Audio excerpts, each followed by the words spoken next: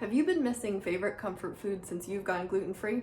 Well, you don't have to anymore. I'm going to show you a way that you can make a hamburger helper copycat gluten-free in your Instant Pot with the 1-minute noodle method that I recently posted about.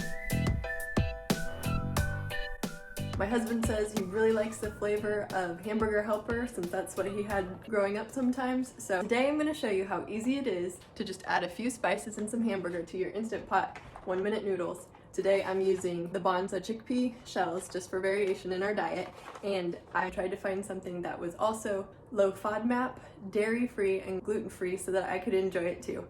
And you don't have to do it low FODMAP. For this meal, it really just means no onions or garlic.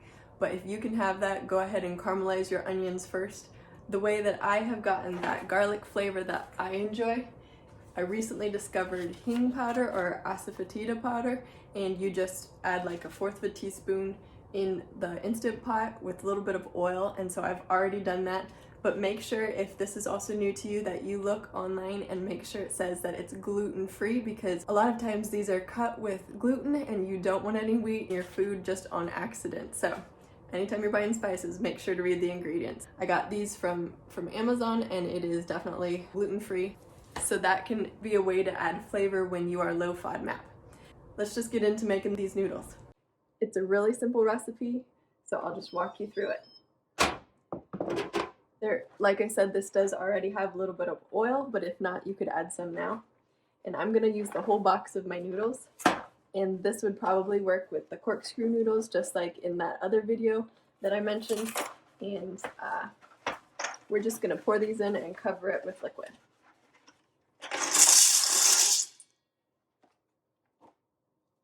This would taste really good with beef broth. I don't have any right now, so I'm just using water. That takes about 2 cups to cover. And I want to submerge these. But I'm also going to add right now a teaspoon of oregano. Spread that out. A teaspoon of parsley. A teaspoon of paprika. And I like the smoked paprika, it just adds a little bit more depth of flavor. And then a teaspoon of sea salt. Obviously, since I'm just tossing these in, I'm going to have to stir it really good and make sure nobody gets a noodle full of salt. And then I'm going to add about a 1/4 of a teaspoon of pepper. I bought the cheap stuff and it has huge chunks of pepper, so I don't use it all. Stirring this up first. And because I want kind of a saucy texture, I'm going to be adding about 1/2 cup of almond milk with a few tablespoons of gluten-free flour just to thicken it. And then a teaspoon of mustard. I'm just going to squirt it in. Now you can use Dijon, I'm just using regular because that's what I have. And this is my month of no shopping, so I'm going with it. Stir that up good. Flavor's going. Add my chives. And I like the color that it adds as well. And yesterday for lunch we had tacos, so I went ahead and just browned some extra and reserved it for this. So I'm putting that meat right in here too. Just on the top though, because I want the liquid to be, I want the noodles to be submerged, so I'm not going to stir this in.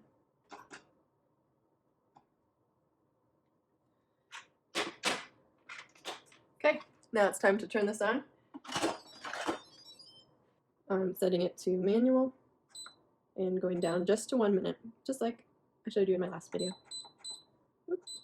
I make sure that the top is set to seal, and now I just wait. So now that it beeped and it started, it's just going to take about 6 minutes for that to be completed. So just hang on a minute and I'll show you what the finished product looks like. So my timer went off, I let off the steam, and I stirred the meat in. And let me show you, there you have it. Saucy, gluten-free, dairy-free, low FODMAP Hamburger Helper copycat in under 7 minutes. And if you have to brown your hamburger, it's still under 30 minutes. And for my kids, I'm just going to add some cheese on top, and you could also stir in some sour cream if you're not dairy-free, but I hope you enjoy. If you enjoyed this video, be sure to give it a thumbs up. Comment below if you've tried it and what you think. And if there are any other recipes that you'd be interested in seeing how I do in my Instant Pot. It really helps me out when you guys click like or comment below. If you haven't already, please click subscribe and hit the notification bell so you'll know when the next video is up. Have a good one.